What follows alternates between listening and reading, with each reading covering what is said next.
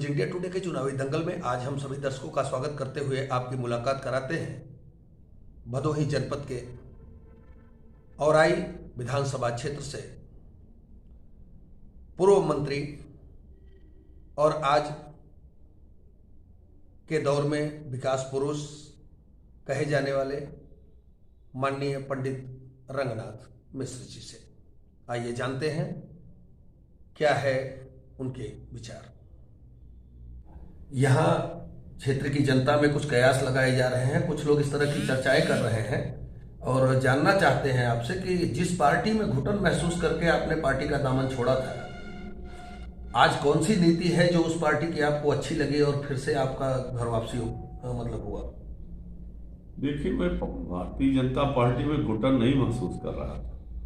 Bharatiya Janata party ने मुझे कार्यकर्ता के रूप में अवसर दिया और लगभग 22-25 साल तक मैंने उसमें काम किया, तो घुटन का कोई सवाल ही नहीं है। वहाँ ऐसे कद्दावर नेता अटल बिहारी वाजपेयी जैसे, अडवाणी जैसे लोग थे। मैं तो यहाँ की माफियाओं से लड़ाई लड़ने के कारण जो स्थितियाँ पैदा हुई और भारतीय जनता पार्टी के कार्यकर्ताओं के ही सम्मान को बचाने के लिए समाजवादी पार्टी द्वारा जो उस समय यहाँ के सभी विधायक उनके माफिया यानी आपराधिक बैकग्राउंड के थे, उनसे लड़ने के लिए मुझे लगा कि उनको तभी हरा पाऊंगा जब तक हम बसपा से सपोर्ट नहीं मिलेगा। और उन परिस्थितियों में ही मैं भाजपा से नाराज होकर के मैंने नहीं छोड़ा था और न ही हमने उसको कोई उसके सिद्धांत के कारण छोड़ा था। सिर्फ माफियाओं की लड़ाई के कारण मैंने छोड़ा था। और इसीलिए आपने देखा उस उपचुनाव में 2005 में उत्तर प्रदेश में अकेला चुनाव हो रहा था। मुलायम सिंह यादव मुख्यमंत्री थे, कई बार सभाएं की, 40-45 मिनिस्टर डटे रहे। इसके बावजूद जनता ने मेरा साथ इसलिए दिया कि मैं माफियाओं से लड़ रहा था, अपराधियों से लड़ रहा था, जनता के हक की लड़ाई लड़ रहा था और उन्होंने मुझे वोट दिया और मैं चुनाव जीता। मैं सत्ता के कारण उधर नहीं गया था और मैं भाजपा से नाराज होकर के गया था। भाजपा से नाराजगी का कोई सवाल ही नहीं पैदा होता, क्योंकि भाजपा एक ऐसी पार्टी है जहां पर हर कार्यकर्ता का सम्मान होता है। जी मंत्री जी, एक समय था अभी जब आप चुनाव लड़े थे, जब आप विजयी घोषित हुए थे, बसपा में शामिल हुए थे, तो अब मान लीजिए बसपा में रहने के नाते उनके आदर्शों को आप सम्मान करते थे, मानते थे, लेकिन बसपा कार्यकाल के आखिरी पलों का कुछ ऐसा खट्टा अनुभव है जो आप जनता से शेयर करना चाहते हैं?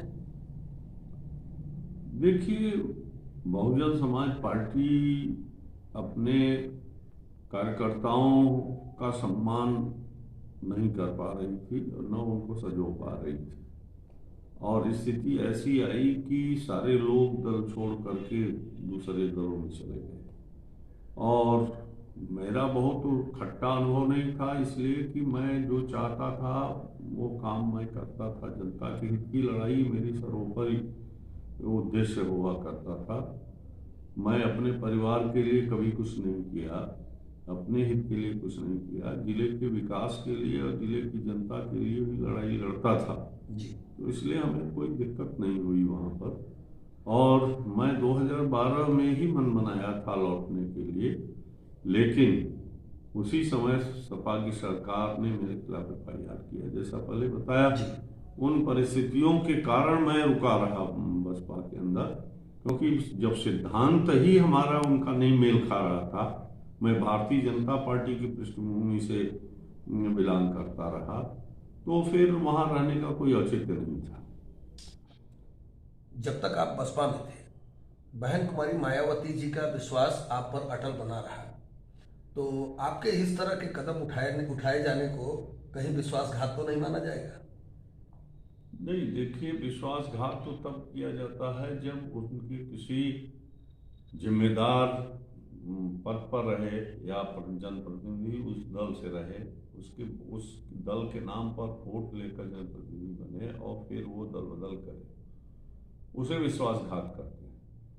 हमने तो भारतीय जनता पार्टी छोड़ा था सिर्फ माफियाओं से लड़ने के लिए और मैंने देखा कि जब माफियाओं से लड़ने में योगी सरकार ने अनेक कठोर कदम उठाए, तो मैं वहाँ जनप्रतिनिधि भी नहीं था और न ही बसपा के कोई बहुत बड़े पदों पर था। इसलिए मैं अपने घर वापसी, जिस मुद्दे के कारण मैं बसपा में गया था, वहाँ ये बात खत्म हो गई और वह काम भारतीय जनता पार्टी की योगी सरकार ने बखूबी इस प्रदेश के अंदर माफियाओं के खिलाफ कड़ी कार्रवाई की। इसलिए मैंने भारतीय जनता पार्टी में आया। घर वापसी को सत्ता में भागीदारी का एक अवसर माना जा रहा है। जहां तक कि चुनाव लड़ने की बातें आ रही हैं, जनता में कयास लगाया जा रहा है। इस तरह की काफी चर्चाएं हैं आज भदोही जनपद के अंदर, जैसे कि हर सीटों पे थी, जो 2 सीटों का तो अभी क्लियर हो गया है। ज्ञानपुर सीट पर से भी आपके नाम की चर्चाएं हो रही हैं। तो चुनाव लड़ने के विषय में आप क्या कहना चाहते हैं? देखिए, हम लोग जब भारतीय जनता पार्टी के संस्थापक मेंबर रहे हैं, 1980 से काम कर रहे हैं, और उस समय जब हम लोग काम कर रहे थे तो एमएलए एमपी बनने स्वप्न में भी नहीं उम्मीद थी। एक वर्कर के रूप में, एक मिशन के रूप में हम लोग काम कर रहे थे।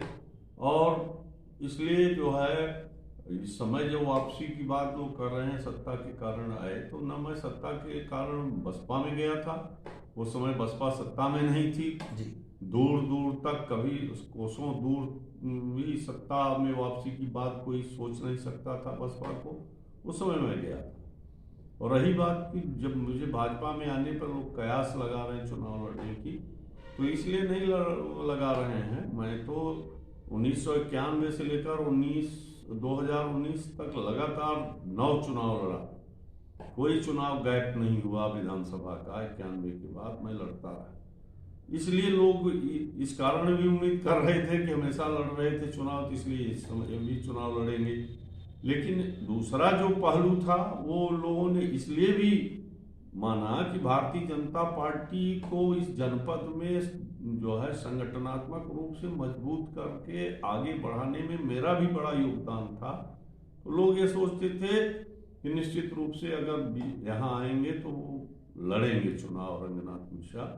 दूसरा उनका यह प्यार और स्नेह भी था, अपेक्षा थी कि चूंकि इस जनपद में जो भी काम हुआ है वो सारे काम मेरे द्वारा कराए गए, चाहे वो जिला मुख्यालय हो, जिला घोषित कराना हो, चाहे वो ITI हो 2 या पॉलिटेक्निक कॉलेज हो, गवर्नमेंट डिग्री कॉलेज, गवर्नमेंट महिला डिग्री कॉलेज, और तमाम जो है अस्पताल, पेयजल की व्यवस्था, स्वास्थ्य केंद्र, सामुदायिक स्वास्थ्य केंद्र, तहसील का नया निर्माण, ये सारी चीजें हमारे द्वारा शिलान्यास और उद्घाटन किया हुआ है। आज भी पत्थर लगे हुए हैं उस पर।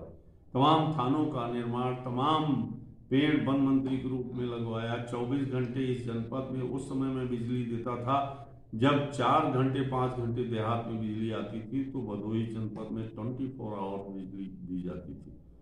तो ये सब कारण थे जिस वजह से लोगों का प्यार ये बोल रहा है कि रंगनाथ मिश्रा को चुनाव लड़ना चाहिए भाजपा से, और फिर ताकि वो विकास की गति आगे बढ़ सके। इस नाते लोग कयास लगा रहे हैं। वो लगाना उनका स्वाभाविक बात है, लेकिन जहाँ तक संगठनात्मक बात है, हाईकमान जो तय करेगा वही होता है। मैं तो एक कार्यकर्ता के रूप में आया हूँ, कार्यकर्ता के रूप में काम करूँगा। और अपने चाहने वालों के लिए और जो दिल से आपका प्रतीक्षा कर रहे हैं, कयास लगा रहे हैं, यहाँ की जनता के लिए कोई संदेश देना चाहेंगे आप? देखिए, मैं भारतीय जनता पार्टी का फाउंडर मेंबर था, जैसा मैं पहले कहा, और निचले स्तर पर मंडल अध्यक्ष से लेकर के जिला अध्यक्ष तक मैं काम किया, फिर प्रदेश महामंत्री युवा मोर्चा का भी रहा। मेरी सोच हमेशा रही है, जिस दल में रहिए वफादारी से रहिए।